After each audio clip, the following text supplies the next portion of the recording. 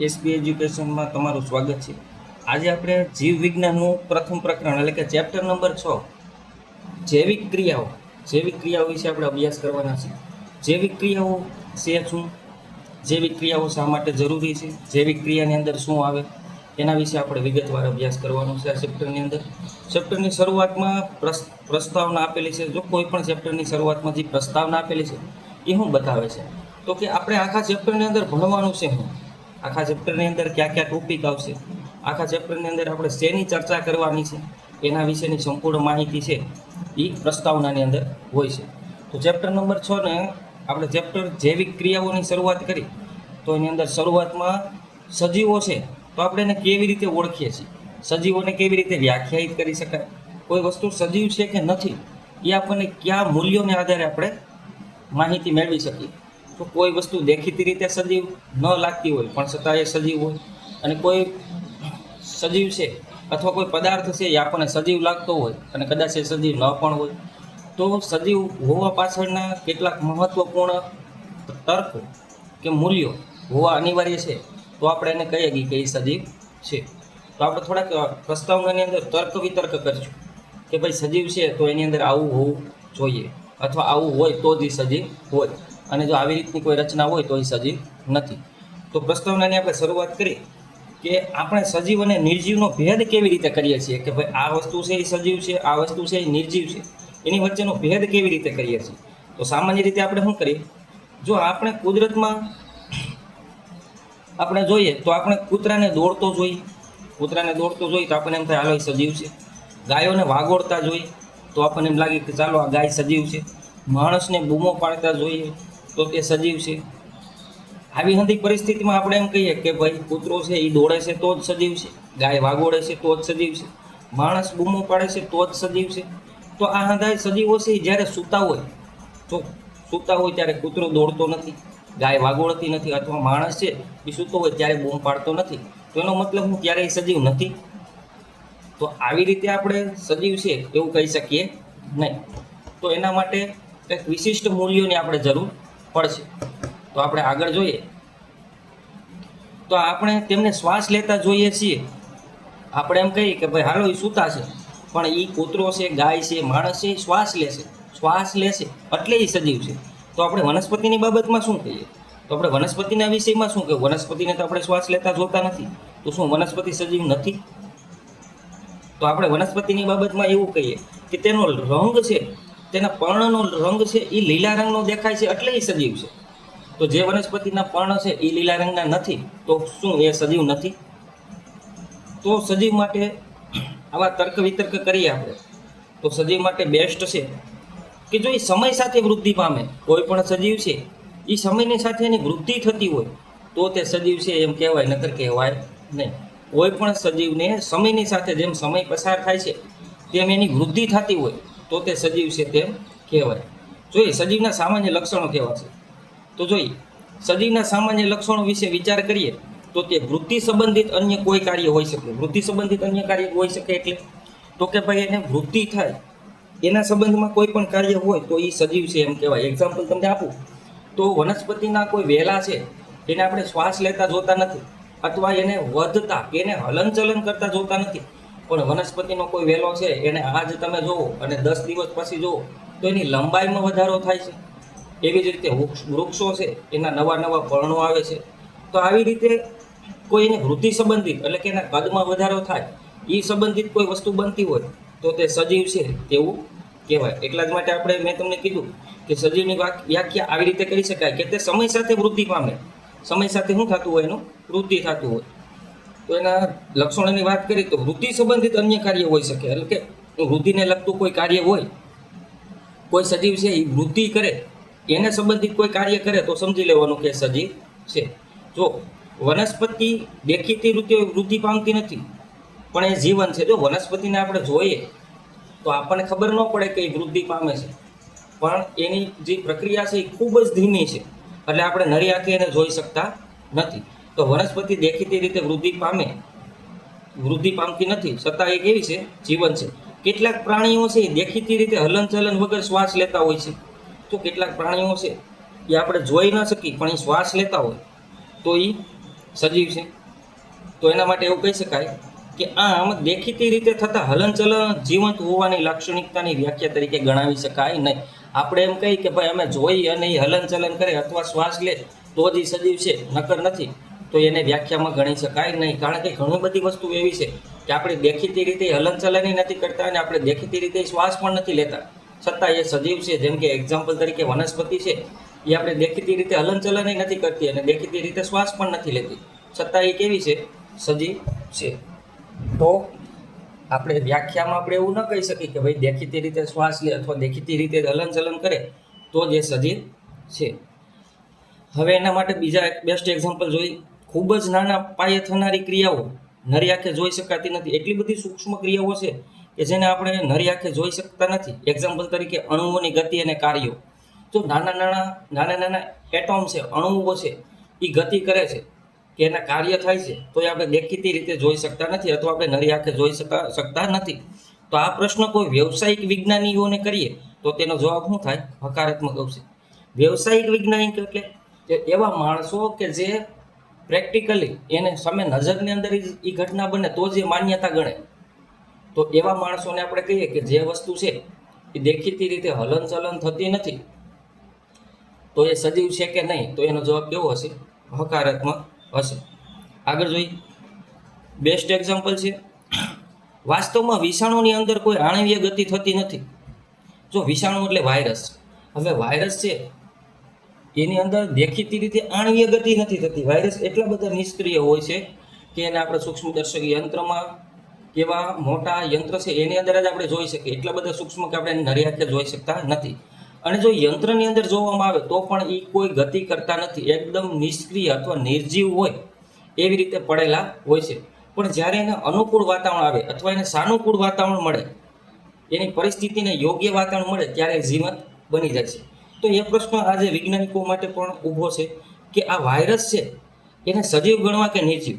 તો આણ્વીય ગતિ થતી નથી આવા વિષાણુની. આથી વિવાદાસ્પદ બાબત રહી છે. વિવાદાસ્પદ બાબત રહી છે એટલે એનો કોઈ ઉકેલ આવ્યો નથી કે તે સજીવ છે કે નિર્જીવ. તો આપણે વાયરસને સજીવ ગણવા કે નિર્જીવ ગણવા એનો કોઈ ઉકેલ આવતો નથી. કારણ કે વાયરસ છે એ કરોડો વર્ષો સુધી નિષ્ક્રિય હોઈ શકે, પણ એને જેવું સાનુકૂળ વાતાવરણ મળે તો એ સજીવ થઈ ઉઠે છે અને કરોડો વર્ષો સુધી એ નિર્જીવની જેમ રહેશે. તો વાયરસ માટે એ સજીવ છે કે નિર્જીવ છે એ કહેવું બહુ અઘરું છે. આગળ જોઈએ આપણે. સજીવની સંરચના સુસંગઠિત હોય છે. તેમાં પેશી હોય છે, પેશીઓમાં કોષ હોય છે અને કોષમાં નાના ઘટકો હોય છે. હવે સજીવ છે એની સંરચના કે એના શરીરની રચના છે એ સુસંગઠિત હોય. સુસંગઠિત હોય એટલે વ્યવસ્થિત હોય. કેવી રીતે હોય? તો કે પેશી હોય, પેશીની અંદર કોષ હોય અને કોષની અંદર નાના ઘટકો હોય છે. એ આપણે ધોરણ 9 ની અંદર જોયું કે ભાઈ કોષની અંદર નાના કણાભ સૂત્ર છે, આવા નાના કોષ રસ છે, કોષ કેન્દ્ર છે, બરોબર છે, આવા નાના ઘટકો આવેલા હોય છે. તો આવી રીતે કોઈ સજીવની સંરચના છે એ સુસંગઠિત હોય કે ભાઈ પેશીઓ હોય. એક્ઝામ્પલ તરીકે આવા ઘટકો છે એના કોષ બને છે, કોષ ભેગા થઈ અને પેશીઓ બને છે અને પેશીઓ ભેગી થઈ અને સજીવની સંરચના બને છે. તો આગળ જોઈએ આપણે કે સજીવની આ રચના સમયની સાથે પર્યાવરણની અસરને કારણે વિઘટિત થાય તો આ સંરચના તૂટે તો સજીવ જીવંત રહેતો નથી. જો કે શું કહેવા માંગે છે કે સજીવ છે એની આ સંરચના છે એ સમય સાથે શું થાય તો કે સમય સાથે પર્યાવરણની અસરને કારણે વિઘટિત થાય. વિઘટિત થવું એટલે તૂટવું અથવા વિખેરાવું. તો કોઈ સજીવની આવી સંરચનાઓ છે એ સમય સાથે તૂટે છે, બરોબર. તો આ સંરચના તૂટે તો સજીવ જીવિત રહી શકતો નથી. એક્ઝામ્પલ તરીકે આપણે કોઈ મનુષ્ય છે અથવા પ્રાણીઓ છે એના જીવનના કાર્ય સમય પૂર્ણ થતાં એના શરીરની રચનાઓ છે એ ધીમે ધીમે તૂટવા લાગે છે અને મૃત્યુ પામે છે.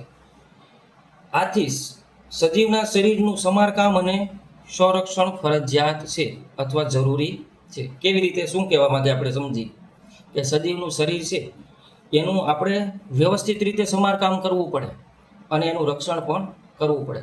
સમારકામ કરવું એટલે શું? તો કે આપણું શરીર છે એની અંદર દિવસ દરમિયાન કેટલા નવા કોષો તૂટે છે અને કેટલા નવા કોષોનું સર્જન થાય છે.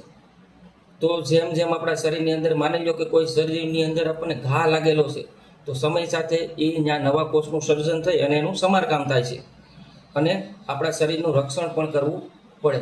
આપણે કોઈ એવી કાતિલ ઠંડીની અંદર જઈને ઊભા રહીએ તો આપણને ખબર છે કે આપણે મૃત્યુ પામીએ, અથવા કોઈ આગ લાગેલી છે એવા વિસ્તારની અંદર આપણે વચ્ચે જઈને ઊભા રહી જઈએ, જો આપણા શરીરનું આપણે રક્ષણ ન કરી તો આપણે મૃત્યુ પામી.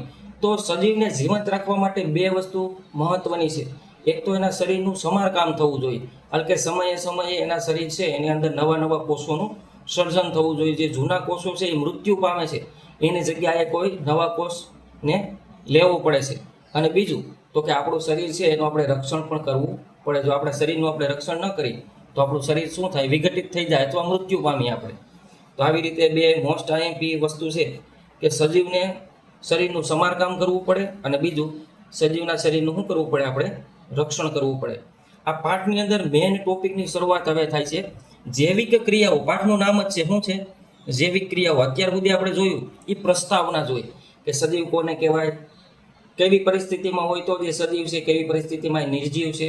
તો સજીવ હોવા માટેની એક જ લીટીની એક જ વ્યાખ્યા કે જો એની સમય સાથે જો કોઈ સજીવની અથવા કોઈ વસ્તુ છે, કોઈ પદાર્થ છે એની વૃદ્ધિ થતી હોય તો તે સજીવ છે, નકર સજીવ છે નહીં. આપણને ખબર છે કે કોઈ પથ્થર છે એને કદાચ 100 વર્ષ વહી જાય તો એના કદમાં વધારો થતો નથી, તો કે એની સમય સાથે વૃદ્ધિ નથી થતી તો તે સજીવ છે નહીં. અને સજીવ છે એ કોઈ વ્યવસ્થિત સુસંગઠિત રચનાવાળું હોય છે. કેવી રીતે? તો કે પેશીઓ હોય, પેશીઓ કોષની બનેલી હોય, અને કોષ છે એ નાના નાના ઘટકોનો બનેલો હોય છે. હવે આ સજીવ શરીરને આપણે રક્ષણ કરવું છે તો એના માટે બે પાયાની જરૂરિયાત હોવી જોઈએ. સજીવનું શરીર છે એનું સમારકામ થવું જોઈએ, અને બીજું તો એનું રક્ષણ આપણે કરવું પડે. હવે આ પાઠની અંદર જૈવિક ક્રિયાઓ, બસ આ પાઠની અંદર આ જ છે. જૈવિક ક્રિયાઓ શું છે અને જૈવિક ક્રિયાઓ કઈ કઈ છે અને એની અંદર કઈ કઈ ક્રિયાઓ થાય છે. તો આપણે પાઠની અંદર પહેલાં તો જૈવિક ક્રિયાઓ શું છે એના વિશે માહિતી મેળવી. તો કે સજીવો દ્વારા થતી બધી જ ક્રિયાઓ, સજીવો દ્વારા જે કાંઈ ક્રિયાઓ થાય છે કે જે સામૂહિક રૂપે શરીરનું શું કરે છે? જાળવણીનું કાર્ય કરે, તો તેને જૈવિક ક્રિયાઓ કહે છે. જો આપણે સિમ્પલ ભાષામાં કહીએ તો આપણા શરીરની અંદર એવી જે પણ ક્રિયાઓ થાય છે કે જે ક્રિયાઓ છે એ આપણા શરીરનું શું કરે છે? જાળવણીનું કાર્ય કરે છે. તો આવી ક્રિયાને શું કહેવાય? જૈવિક ક્રિયાઓ કહે છે. જો સજીવો દ્વારા થતી બધી જ ક્રિયાઓ, એવી બધી જ ક્રિયાઓ કે જે સામૂહિક રીતે, જે એકબીજાને સંલગ્ન રહી, એકબીજા સાથે સામૂહિક રીતે જાળવણીનું કાર્ય કરે. કોની જાળવણીનું કાર્ય કરે? શરીરની જાળવણીનું કાર્ય કરે. તો તેવી ક્રિયાઓને કેવી કહેવાય? જૈવિક ક્રિયાઓ કહે છે. બેસ્ટ એક્ઝામ્પલ અહીં આપેલા છે. આટલી વસ્તુ આપણે આ ચેપ્ટરની અંદર ભણવાનું છે. પોષણ. તો કે આપણને ખબર છે આપણા શરીરની અંદર ખોરાક ન લઈએ આપણે તો આપણે મૃત્યુ પામી, કારણ કે આપણા શરીરની અંદર ખોરાકની જરૂરિયાત હોય છે ઉર્જા મેળવવા માટે. શ્વસન છે એ આપણા શરીરમાં રહેલા જે ઘટક દ્રવ્યો છે એનું વિઘટન કરી અને ઉર્જા મેળવવા માટેનું ઉપયોગી છે. ઉત્સર્જન છે આપણા શરીરની અંદર નકામો કચરો છે એને શરીરની બહાર કાઢવો પડે, નકરી કચરો છે એ ઝેર માફક આપણા શરીરને નાશ કરી નાખે. તો ઉત્સર્જન આપણા શરીરની અંદર રહેલો વધારાના કચરાને બહાર કાઢવાનું કાર્ય છે. નિયંત્રણ છે આપણા સજીવ શરીર છે એની અંદર બધી જ ક્રિયાઓ માટે કોઈક નિયંત્રણ કરવું જોઈએ. કોઈક એવી વસ્તુ પણ હોવી જોઈએ, એવી ક્રિયાઓ પણ હોવી જોઈએ કે આપણા શરીરનું નિયંત્રણ અને સહનિયમન કરે. તો મગજ છે એના માટે આપેલું છે કે આપણા શરીરની ક્રિયાઓનું નિયંત્રણ અને સહનિયમન, એટલે એકબીજા સાથે સંલગ્ન રાખે. પ્રજનન છે અને વૃદ્ધિ છે. તો આ બધી જ વસ્તુઓ છે એ જૈવિક ક્રિયાઓ છે, અને આ જૈવિક ક્રિયાઓ દ્વારા આપણું સજીવ શરીર ટકી રહે છે.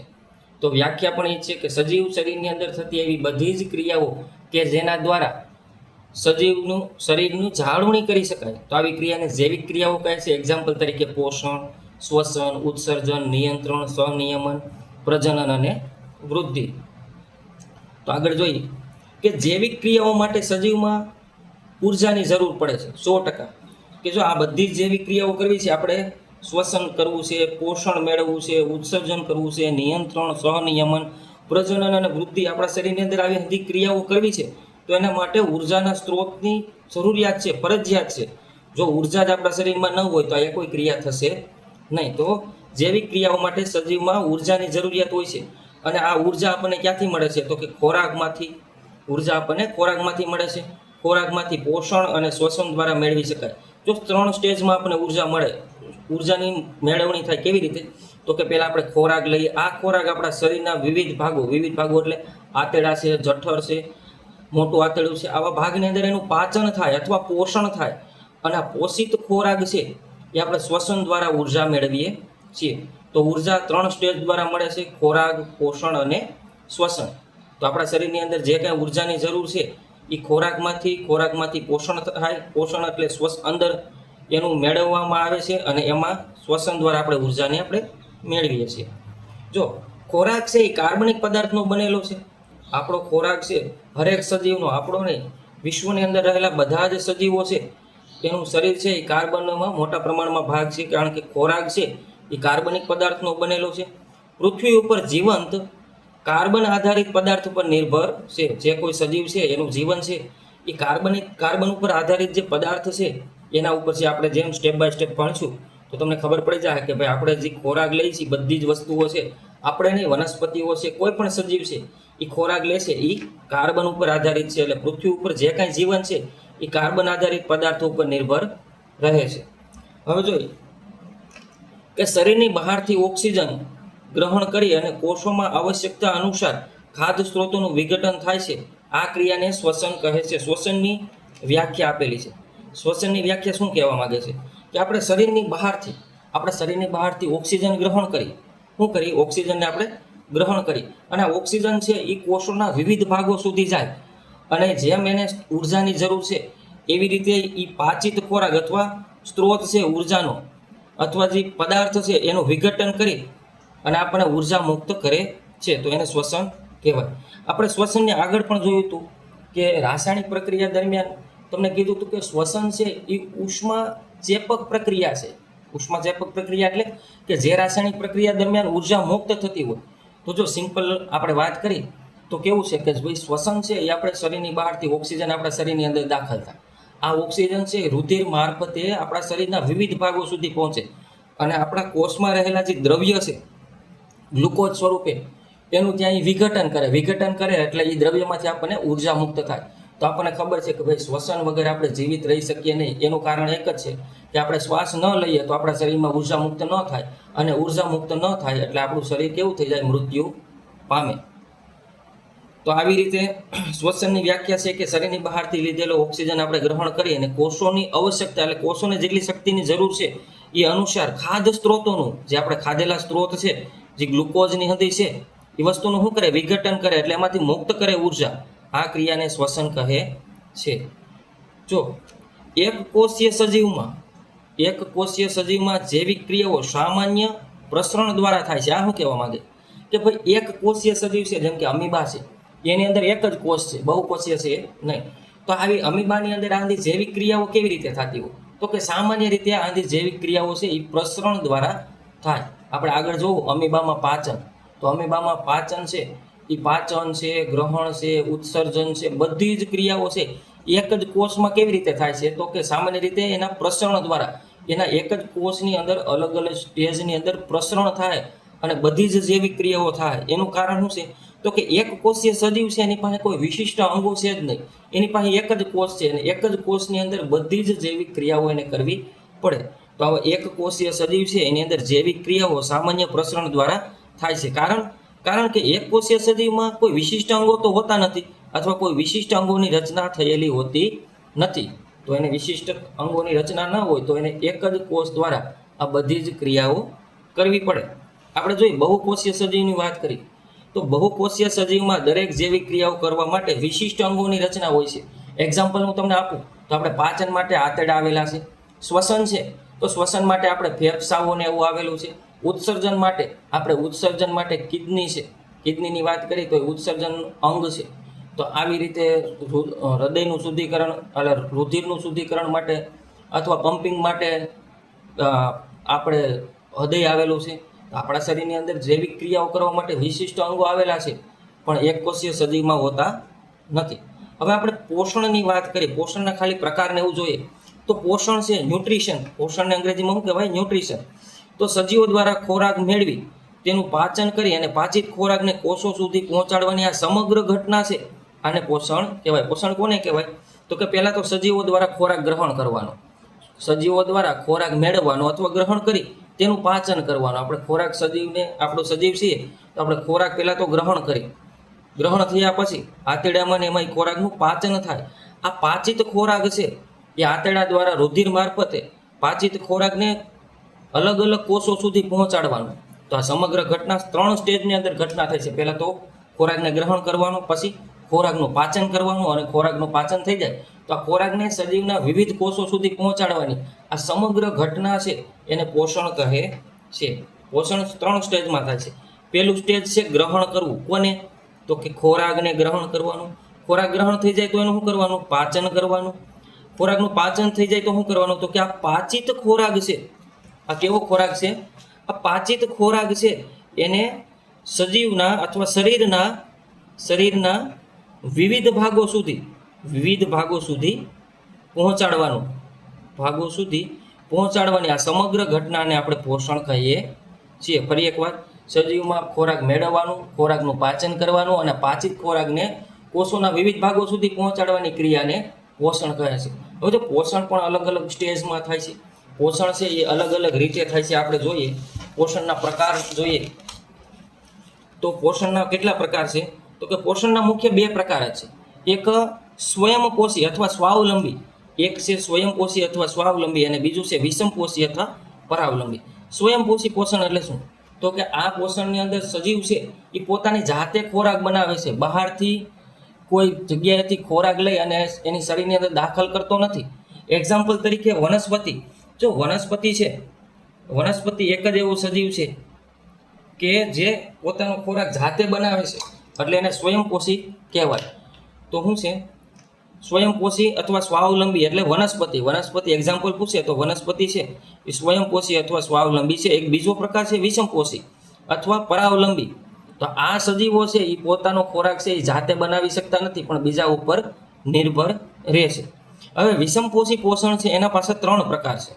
આ વિષમપોષી પોષણ છે એના કેટલા પ્રકાર છે? તો કે 3 પ્રકાર. ક્યાં?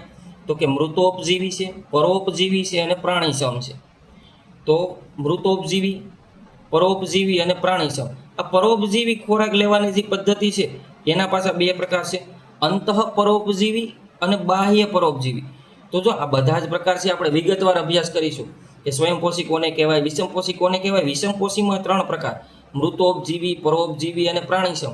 તો આ 3 પ્રકાર છે એ કઈ રીતના હોય છે? અને પરોપજીવી છે એ અંતઃપરોપજીવી અને બાહ્ય પરોપજીવી. તો આ પરોપજીવીના પણ 2 પ્રકાર છે, અંતઃપરોપજીવી અને બાહ્ય પરોપજીવી. તો આ બધી વસ્તુ છે આપણે જૈવિક ક્રિયાઓ એ વિગતવાર અભ્યાસ કરીશું. જો તમને સમજાતું હોય તો મારી ચેનલને સબસ્ક્રાઈબ કરવા